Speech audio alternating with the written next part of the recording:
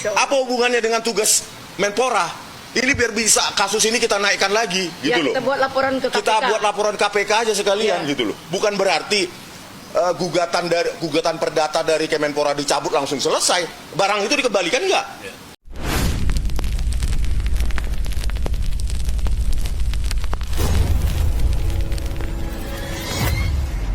Assalamualaikum warahmatullahi wabarakatuh. Teman-teman, kembali lagi di channel YouTube saya, Hairun Imam. Gimana nih kabar kalian? Semoga kita semua selalu diberi kesehatan, kemudahan, dan juga limpahan rezeki dari Yang Maha Kuasa.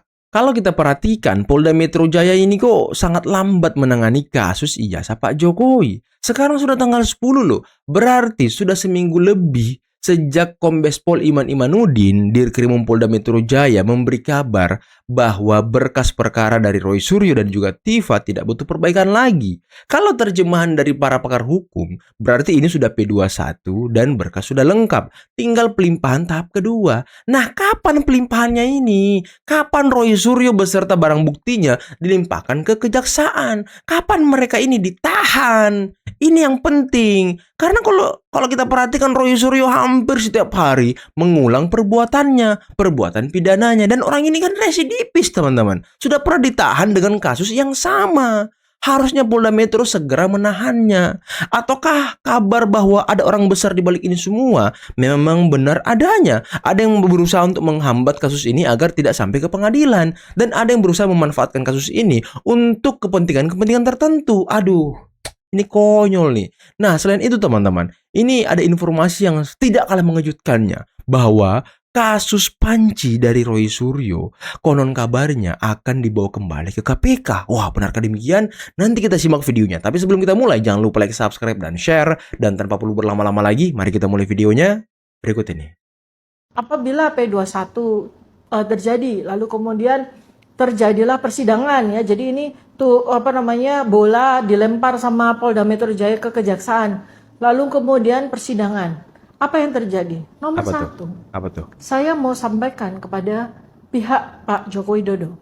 Jangan sampai Anda salah mengambil sebuah tindakan yang membuat Pak Joko Widodo itu semakin menderita.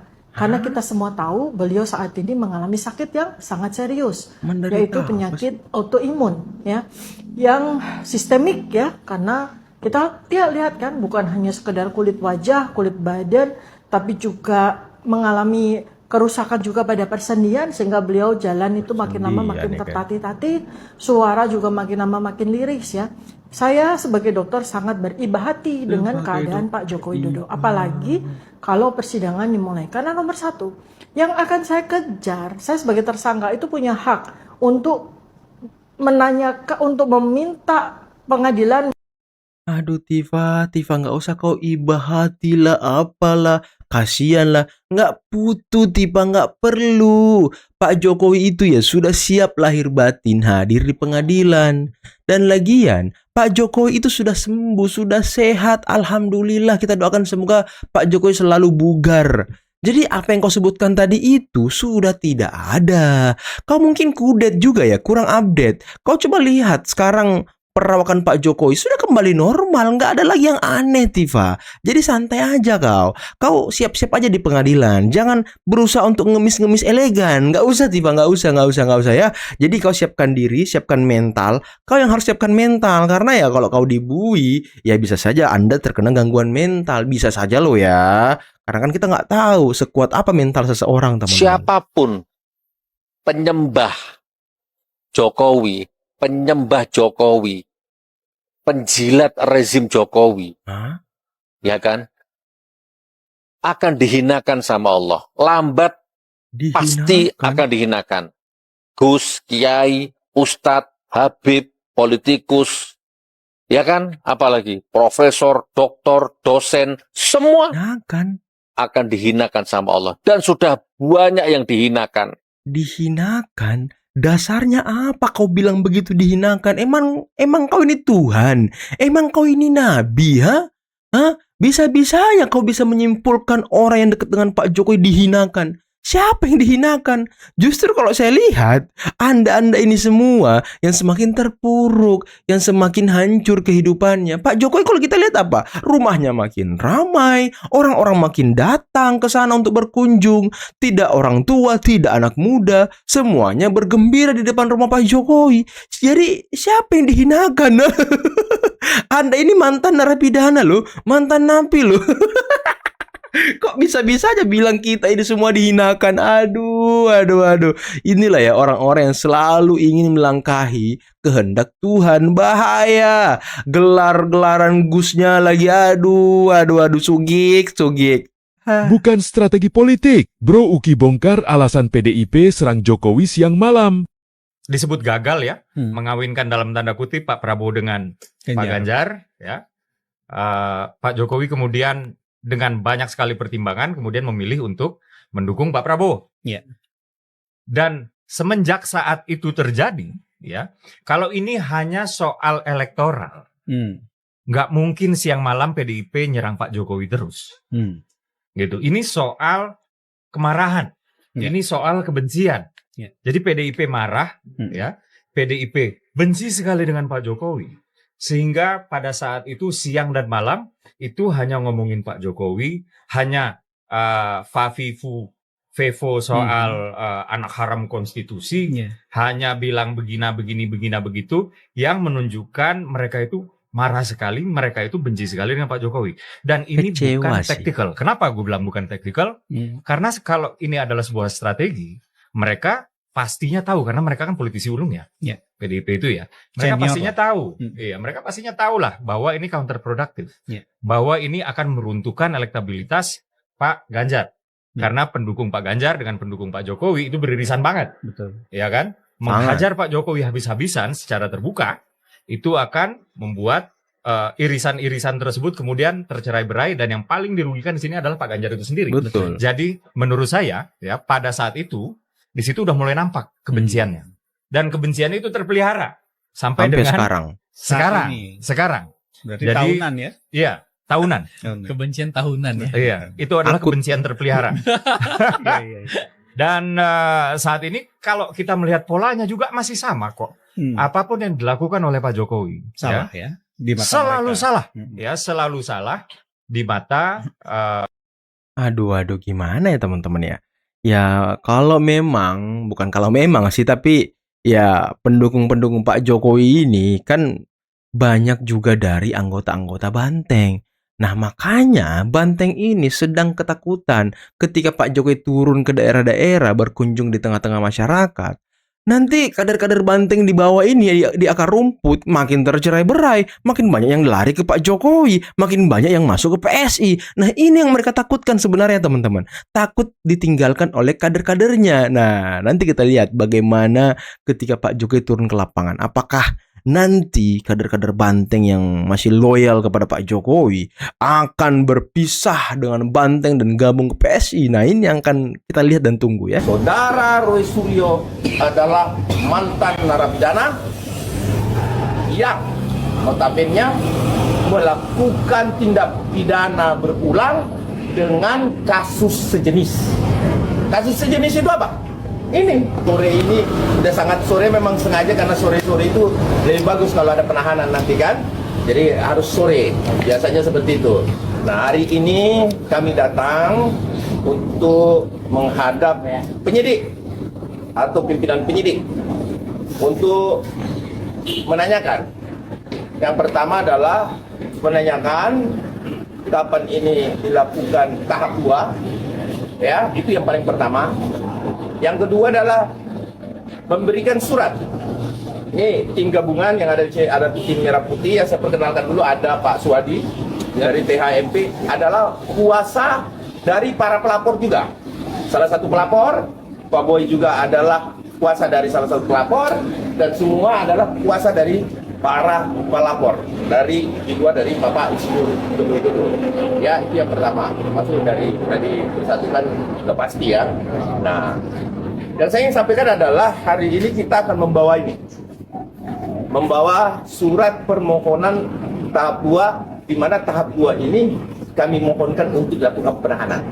Nanti kita kasih ke teman-teman wartawan ya, poin-poinnya bahwa apa yang kita terapkan di sini adalah di mana ya, ini saya langsung masuk ke inti bahwa di mana di dalam negara manapun juga di dunia, bila mana terjadi tindak pidana berulang, maka itu harus dilakukan penahanan. Itu di negara manapun, ya, bukan cuma di Indonesia. Ini kita malu nih sebagai warga negara, terus aparat penegak hukum yang melihat persoalan seperti ini. Pertanyaannya kemudian timbul, ya, apa sih pidana berulang? Ya, pidana berulang bisa dilakukan pada saat sudah ditetapkan sebagai tersangka. Yang lebih parahnya lagi adalah Saudara Roy Suryo adalah mantan narapidana yang notabene melakukan tindak pidana berulang dengan kasus sejenis. Residipis dong. Itu apa? Ini dalam benak seluruh APH, seluruh aparat penegak hukum, pengacara, jaksa, kemudian kepolisian, bila APH ini berpikirannya lain, saya pun tidak mengerti apa yang ada di dalam benak para APH ini. Kalau kita pengacara mengaku APH, kalau kita jaksa kita mengaku APH, kalau kita kepolisian juga mengaku APH, bahwa pidana berulang itu adalah tindak pidana yang dilakukan sejenis dan itu wajib ditahan. Residivis itu harus ditahan. Kenapa? Karena mengulangi perbuatannya. Nah, pertanyaannya, apa yang dilakukan Bapak Suryo ini, Mas Lo ini? Apa yang dilakukan? Yaitu penghinaan juga kan kemarin. Betul. Penghinaan kan? Dilakukan penahanan nggak? Dilakukan kan penahanan. Nah, itu message yang pertama highlight bahwa dilakukan pidana berulang, wajib dilakukan penahanan. Wajib dilakukan penahanan. Ini yang paling utama nih ya. Nah, inilah yang kita akan sampaikan kepada Kepolisian Negara Republik Indonesia. Yang kedua, para elit. Saya sampaikan siapapun Anda, para elit, baik yang di dalam pemerintahan maupun di legislatif, ya, saya sampaikan, gak perlu cawe-cawe persoalan beginian. Ya, gak perlu cawe-cawe. Malu kita berbangsa dan bernegara. Tetap kita konsentrasi pada supremasi hukum, penegakan hukum. Ini udah berapa lama? Ini dibiarkan terus. Ya kan? Nah, apa ini kalau nggak ada cawe-cawe nih? Jadi yang cawe-cawe udah cukup lah. Siapa sih Roy Suryo, nggak usah dibela-belain. Ngapain kita bela-belain dia? Ya kan? Residipis kok dibela-belain? Nggak usah. Residipis Udah, dibela-belain. kita saat ini konsentrasi bagaimana ini tahap 2, kami minta supaya dilakukan segera tahap 2. Betul, harus segera ditahan karena sudah mengulang tindak pidananya berulang-ulang, bukan berulang-ulang lagi nih, setiap hari malah. Setiap hari mengatakan hal yang sama. Masa ya sih Polda Metro Jaya hanya diam melihat, menyaksikan, menonton Roy Suryo seperti itu, kan konyol. Dan ini residipis kalau kata ini hukumannya bisa bertambah sepertiga, teman-teman. Nah, ini mungkin 15 tahun lah ya. 12 tahun ancamannya, ya tambah sepertiga, ya mungkin 15 tahun. Ya oke lah, 3 kali pemilu dia mendekam di penjara dan tidak membuat gaduh Republik ini. Ini penting nih. Ayo segera Polda Metro mana nih? Aduh, ayo pelimpahan tahap 2 mana nih? Lama sekali loh sidangnya loh. Pak Jokowi juga kayaknya ya. Kalau saya lihat, kalau kita perhatikan, sudah tidak sabar juga ingin memperlihatkan ijazahnya di pengadilan. Karena beliau ini pengen tahu juga, benar nggak ijazah saya ini asli? Benar nggak ijazah saya ini palsu? Nah, itu di sidang nanti, di pengadilan nanti dibuktikannya gitu ya kan? Per 2018, surat 1 Mei 2018 dari Kemenpora, itu ada tagihan. Nah, tagihan itu kan berdasarkan dari LHP, laporan hasil pemeriksaan BPK, Badan Pemeriksa Keuangan. Di situ kan ada lampiran juga dikasih PDF-nya bahwa di situ Roy Suryo ditagih 210 unit lensa kamera yang digondol dia. 210 unit seharga total 2,1 miliar. Yang kedua, Jadi jangan disepelekan panci, Kak. Yang kedua, ya mahal-mahal itu. Kamera digital itu ada 208 unit seharga 1,49 miliar. Terus ada juga peralatan studio gambar itu 262 unit seharga 1,3 miliar. Banyak gitu, total itu ada 600 sampai 700 item. Itu untuk apa kaitannya, relevansinya dengan tugas dia sebagai Menpora? Gitu loh. Dan itu masih ditagih oleh Kemenpora sampai September 2018. Itu loh isi konten saya. Artinya apa? Lu jangan menuntut moralitas orang lain tinggi. Mengaca lu. Ada jejak digital lu. Gitu loh. Ya, jadi jangan setelah dilaporkan saya bungkam. Besok saya akan bahas lagi itu terus serial itu. Ya. Jadi jangan dibungkam-bungkam. Iya. Tadi Silakan. si Roy Suryo juga menunjukkan bukti bahwa karena sebelum itu udah dicabut semuanya sama pihak Kemenpora gitu loh Bang. Itu apa itu? Inkrah 2019. Iya. Inkrahnya apa? Dalam bentuk pencabutan gugatan oleh Kemenpora. Ya, Tetapi barang-barang yang 8,5 miliar itu atau 3.200-an unit itu dikembalikan nggak? Ada nggak bukti pengembalian ke apa? Ke Kemenpora? Dia tunjukkan termasuk panci, garpu, pompa air dan segala macam. Gitu loh. Dia tunjukkan nggak? Gitu loh. Ya. Jadi kan saya hanya ingin mengingatkan dengan membaca Tirto ID yang dipublish 2018 itu masih bermasalah bahwa Anda masih menggondol menurut BPK menggondol 210 unit lensa kamera seharga 2,1 miliar. 208 unit kamera digital seharga 1,49 miliar dan 262 unit peralatan studio gambar seharga 1,3 miliar. Itu ada di Tirto, terus dilarang kita untuk mengupas itu. Memang siapa lu? Berarti itu barang negara ya, kerugian negara ya? Iyalah, BMN, barang milik negara ditagihkan. Boleh enggak kita lapor ke KPK? Harusnya kita laporkan ke KPK. Iya, gitu kita loh. laporkan ke Benar KPK nggak itu aja. sudah Karena kan merugikan uang dikembalikan, negara gitu. 8,5 miliar ya, BMN yang ditagihkan. 8,5 miliar atau 3.200 item. Ya, sampai Pak JK juga ada di berita berapa tahun lalu di CNN juga bertanya, itu banyak banget itu ribuan unit punyanya Roy Suryo. Bingung, kenapa? Bayangkan untuk satu jenis item lensa kamera 210 unit itu mau buat toko ya dia, membuka toko ya 2,1 miliar. Jadi tadi dia nggak berani kan menerangkan itu kan 208 unit kamera digital seharga 1,49 miliar mau buka toko. Masya Allah. Apa hubungannya dengan tugas Menpora? Ini biar bisa kasus ini kita naikkan lagi gitu Ya, loh. kita buat laporan ke KPK. Kita buat laporan KPK aja sekalian gitu loh. Bukan berarti gugatan perdata dari Kemenpora dicabut langsung selesai. Barang itu dikembalikan nggak? Itu berbasis LHP BPK. Bukan saya ngarang. Kalian bisa itu Tirto ID ada lampiran 1 2 dikasih. Laporan hasil pemeriksaan BPK. Ya, dia tadi nggak berani kan? Buka semua ya? Ya buka semua. Apa aja yang ditagihkan? Kalau panci ada nilainya? Ada juga panci. Berapa pompa nilainya? air. Nggak tahu. Mahal Ya. kok. Oke, ada lagi pertanyaan? Roy Suryo itu Ya. tidak ada nyambungnya dengan kasus jasa Rejo. Artinya apa? Lu jangan sok bermoral kalau diri lu juga begitu. Itu loh. Itu pesan saya. Lu juga punya cacat di masa lalu. Dan ini Kak, tolong Kak, laporkan ke KPK Kak. Ya nanti kita Itu buat ada laporan ke KPK ya Pak Andi. LHP Ya. BPK kok dasar. Kerugian Mau negara dilapor harus loh ke KPK. dipertanggungjawabkan. Ya.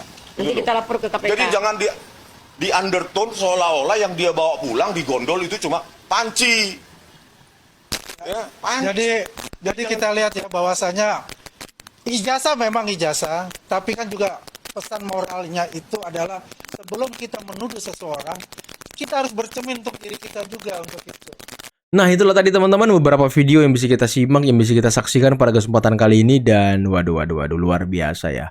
Saya sangat tertarik dengan apa yang dikatakan oleh Bung Ade Darmawan terkait dengan Roy Suryo yang mantan residivis kembali mengulang perbuatan tindak pidananya dan seharusnya orang ini sudah ditahan.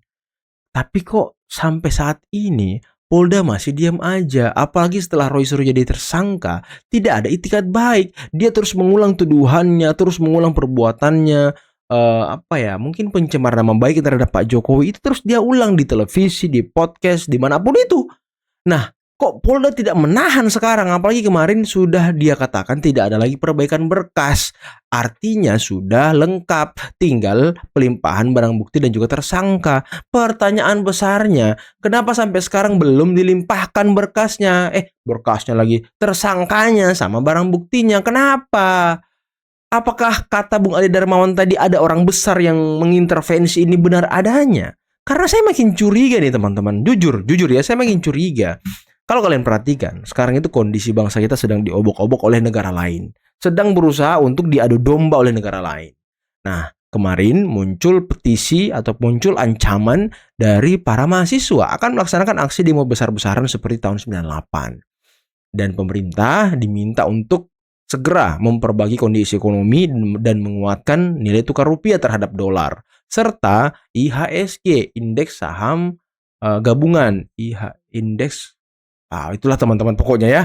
Nah, sepertinya kasus ijazah ini digunakan oleh oknum tertentu untuk memecah fokus dari masyarakat sehingga masyarakat tidak semuanya melihat ke ke pemerintah gitu dan orang melihat ke kasus ijazah. Nah, sepertinya ini yang sedang digunakan oleh oknum-oknum tertentu. Aduh, apakah orang yang namanya inisialnya S yang beberapa bulan lalu sempat tersebut itu juga memang terlibat? Wah, ini kan menjadi pertanyaan besar. Dan clue-nya sendiri sudah beberapa kali saya sampaikan di video-video saya. Ada clue-clue yang perlu kita perhatikan. Tapi ya gimana ya, Roy Suryo juga tadi akan dilaporkan ke KPK mengenai kerugian negara, bukan aset, tapi barang milik negara yang diduga dibawa lari atau dibawa pulang oleh Roy Suryo.